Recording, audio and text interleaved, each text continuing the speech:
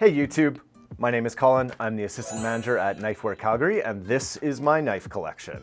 Today I'm going to be showing you some of the knives I've collected over the years. Of course, since I started working at Knifewear, my collection has expanded exponentially, which is one of the nice things about working at Knifewear, getting to see all the cool stuff every day. I have a little disclaimer though. There's going to be a lot of cleavers. There's going to be Chinese cleavers, there's going to be Japanese chukabocho, so brace yourself, the cleaver show is coming. I'm just going to lean into the camera a little bit here and show you this really cute little Chinese cleaver necklace that one of my coworkers made for me. Yeah, I don't know if I can count this as part of the collection. If so, I have 14 cleavers. Let's start with this knife here. This is a very strange knife. I got it inexpensively at a time in my life where I was in between jobs, in between houses, and I just needed something to kind of tide me through. It's a single bevel knife. This is a right-handed knife. I can't remember exactly where I got it, somewhere on the internet. And when I first started at Knifewear and I was learning to sharpen single bevel knives, Naoto Fujimoto, the great Naoto Fujimoto, taught me how to sharpen single bevels. And I did that in September 2019. I use this thing all the time. I'm somewhat infamous around the Knifewear Calgary shop for having a sandwich every day for lunch. This is my sandwich knife. It gets a lot of use. And I just hone it and it's still sharp. I swear this thing was forged by goblins, or this is a brand new prototype steel that got mixed up in the factory and somehow it ended up with me. There's no branding. This thing is bonkers. It still slices tomatoes. I don't know. I like it. Not the most beautiful knife. It's definitely well used. Not even really that concave on the back. Plastic color, but the edge retention is outstanding on this thing. Here we have a Moritas Ishime knife. Ishime means rock surface, and this is a surface finish that's exclusive to Knifewear. This is a Hanasuki. It's designed for poultry, butchery, small game, great for all kinds of boning tasks. And I love that this is pretty chonky, nice short bevel, but also look at how thick that is on the spine. This is a sturdy little knife. It's one of the first knives that I got when I was working at Knifewear because I wanted something to break down chickens, which I do fairly regularly, and I can do that with my cleavers too, of course. This is way more precise. And I like that I don't have to worry about it. Like, I just go at it. I haven't put any chips in it. Full carbon steel, except for the tang, the part of the knife that goes into the handle, that is stainless steel, which I think is a genius bit of knife design.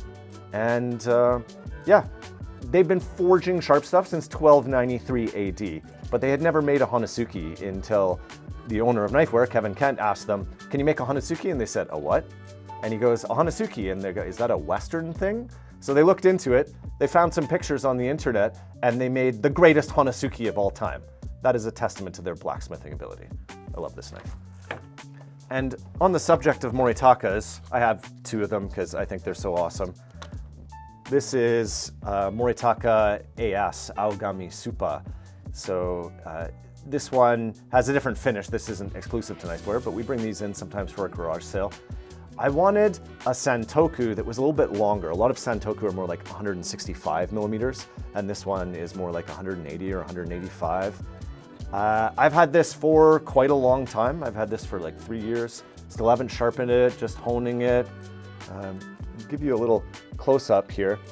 It's got the entire name of the very first Moritaka, Kongo Hyoe Minamoto Moritaka, which is quite a mouthful and looks really cool on the blade with all the kanji. It's got a walnut handle on it.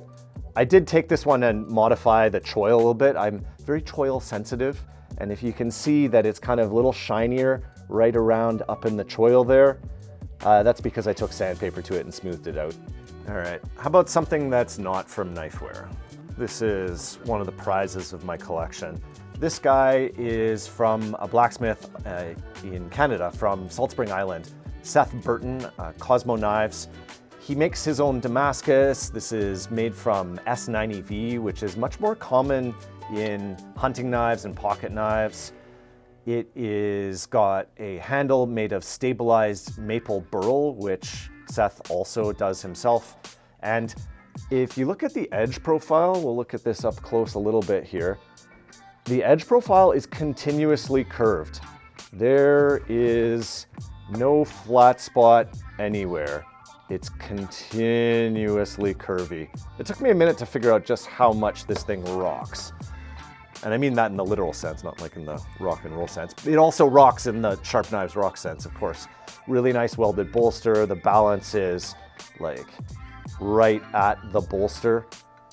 Feels nice. And also, if you are looking at the ring that's on that finger, Seth made that as well. That is a Damascus ring with a white gold liner. So I have the matching ring and knife. Yeah, pretty neat. I promised cleavers. Let's look at some cleavers. This one is from Puki.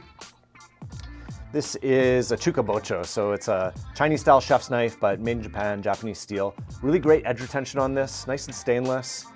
I like the balance on it. It fits my hand really well. Like I don't have to, with my hand, put 2 fingers on it. I can just do like 1 finger, which is pretty comfortable.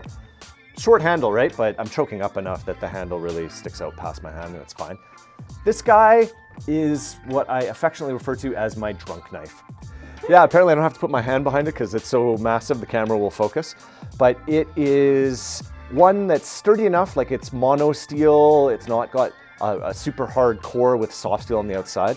It's sturdy enough that I can break down chickens, I can put it down after dinner and not worry about it. Although I did make this one rust one time. I got home from work, I made a gin and tonic, I cut up some lemon, and I put the knife down, I'm like, it's stainless, it'll be fine. And then I left it overnight, and then I looked at it the next day and I went, it's stainless, it'll be fine. And I went to work and I got home, and 27 hours later when I went to wash it, it was actually starting to rust. So yes, stainless doesn't mean stain never. I've done the research so you don't have to. You can make this knife rust if you leave lemon juice on it for 27 hours. Apart from that though, super reliable, a lot of fun to use. This knife is kind of special. It's a collaboration between Shosui Takeda and myself. He doesn't know that we collaborated though. This one was brought in, and hopefully we can get some pictures into the video of what it looked like when a chef brought it in. Used, abused, the handle was snapped off, and to repair it would have been more than buying a new knife. So he was gonna throw it out, and I said, would you mind if I had it? And he said, yeah, no problem. And I spent a full day restoring this thing. I had to grind a new tang onto it, so you can still see a little bit of the Takeda stuff at the bottom there, but part of the kanji is actually in the handle now because I had to grind a new tang onto it and thin it out. I love that some of the kurouchi has worn away from it, and it's got this really pronounced choil where my finger goes, so I can choke up on it really nice. I think it turned out pretty cool. It's unique. I put a lot of work into this knife personally, and big fan of that one. Kind of special. Okay, this bad boy here from Chanchi Ki is the one that started my love affair with cleavers. I actually got this at the Chanchi Ki store before I worked at Knifewear. This is a civil and military knife. So called because it can do both rough jobs and nice jobs. It's got a really nice taper this way. I don't know if you can actually see the way that it's tapered. A little bit. It's the old one, so it's got the address of the store in Hong Kong on it. And this is before they started putting lacquer on it, so you can see I've got a really nice patina going. I've had this one for a long time, almost 10 years. The handle's really nicely oiled. This is the one knife to rule them all, the one knife to find them, the one knife to bring them all, and at Knifewear bind them. This is the one that can chop through turkey bones at the back, slice, dice, and mince at the front. It's pretty heavy. It's got some weight to it. So, you know, this is definitely like a 2-finger pinch for me, unless I'm chopping bones, and then you get the nice hammer grip like that. Very, very versatile, and just a lot of fun to use. Plus the patina. Oh, the patina. What else we got here? We need some real Knifewear content. This is a Knifewear branded knife. Check this out. Tsujihiki. So at some point, Knifewear was making knives. This one is for slicing meat. It's really super thin. It's a mono steel, but it's made from a steel called AEBL, which is Swedish, and is designed for making things like straight razors and knives, and it has really tremendous edge stability. So even though it's very thin, it doesn't need a layer of steel on the outside. to maintain its structural integrity. Water buffalo horn collar. This is actually a magnolia handle, but I oiled it and it went dark because I left the oil on it for a month. I don't use my Tsujihiki a whole ton, right? And so the handle looks really cool. Normally magnolia is quite a light color. I like that it doesn't really have any hard spots, like the choil on the spine are kind of rounded. And it's just great for slicing meat, where I don't want to go back and forth and saw through a big expensive piece of meat. I want a super long knife to make one clean cut. That's this. Here's another one of the prizes of my collection. This is a Tinker Tank from Shibata-san. And these are very hard to come by. Beautifully rounded spine and choil, super polished, but dark finish. So it's got this kind of like rustic look that's also really refined. I don't know if you can actually see the choil shot, maybe. Trust me that it gets very, very thin behind the edge. And it's an interesting knife because the way Shibata-san sharpens, he does a differential grit where one side is a little coarser and one side of the edge is a little finer. And that means that when he does that edge, it's got like real toothiness. And when I use it, it just bites into the cutting board. Like it doesn't slide on the cutting board, which is wild because it's also pretty heavy. So like when it hits the cutting board, it's done, it's not moving. It's really wild. And it's nice I got the saya to go with it. I am very lucky to have one of these. They're really interesting, fun knives, unique design. So Masashi Yamamoto is probably my favorite blacksmith because he is not only an amazing blacksmith, but he is also a knife sharpener, he engraves, and he came to visit us this year, launching this new line. This is the Koken, and it is also a bit like the Tinker Tank in that it's got that kurouchi black finish to it, but like really nicely rounded, really nicely finished, super, super thin behind the edge, polished. And especially, I love this one because he engraved it. I don't know if you can actually see the engraving. They're pretty light. So it's pretty light. He engraved this with like a hammer and a nail, basically. It says Kaizen, which means improvement, for the idea of continuous improvement. You can always get better, right? And Masashi really embodies that. I love also with this one, the figuration on the water buffalo horn collar and the little bits of burl in the red ebony handle. This is a beautiful knife. I use this quite a bit at home when I'm just making, you know, like a salad or a side dish. I'm not cutting big things, I'm not making a whole meal. This just blasts through all that kind of everyday prep. Really nice and light. And the story of having Masashi having engraved it for me, I mean, ugh, I love it. More cleavers, specifically. Can never have enough cleavers, in case you didn't know. This here is the 9 Rivers chopper, the Cow Kong chopper. And it's a big honkin' beast. I got this from Knifewear when we started carrying the CCK knives. I'd wanted one for a long time. It's got pretty nice taper. I can definitely chop some big bones. Like you could chop small pork spare ribs at the back, and then I use the front for more like poultry chopping. But this is a knife that I would grab if, let's say I was making stock and I had a chicken, I'm gonna break down the chicken, I'm gonna remove the meat for other recipes.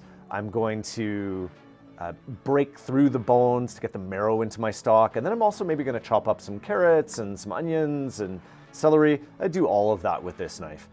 It's not the one I would grab for fine detail work, but it's a prep monster. This is the newer style of CCK, so it has the super modern QR code that goes to their website. And I don't know if you can see in the edge right there, there's a ding because I was trying to see how big of a bone I could cut with this.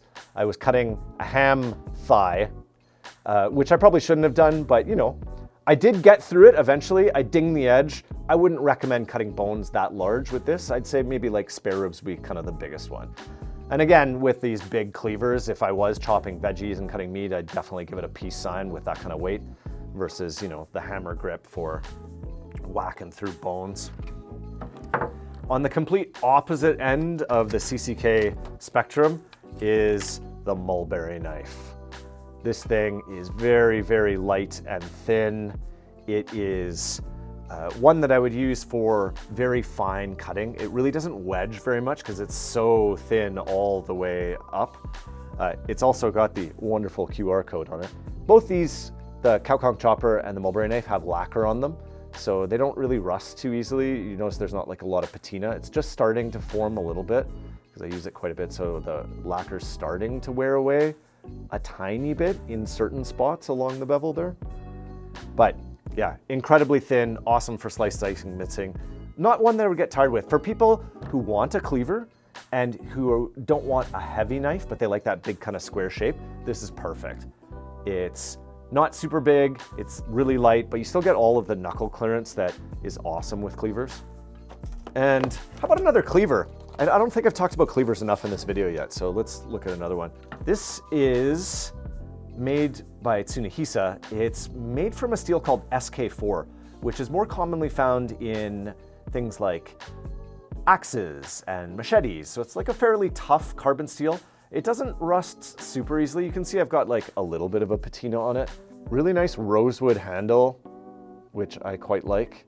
It's a simple knife. This is another one of those ones where my sensitive hands required me to round out the spine and the choil with some sandpaper, but very affordable and super versatile.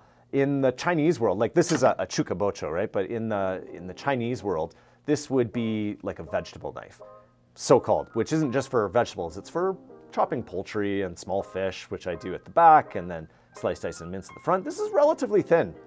It's interesting how the steel can be as hard as it is for edge retention, that it can be still thin, but it's still pretty tough. Yeah, I like that it's not too tall either. Like if I want like a nice long cleaver without the big height this way, this is a lot of fun. I can use this one with one finger out.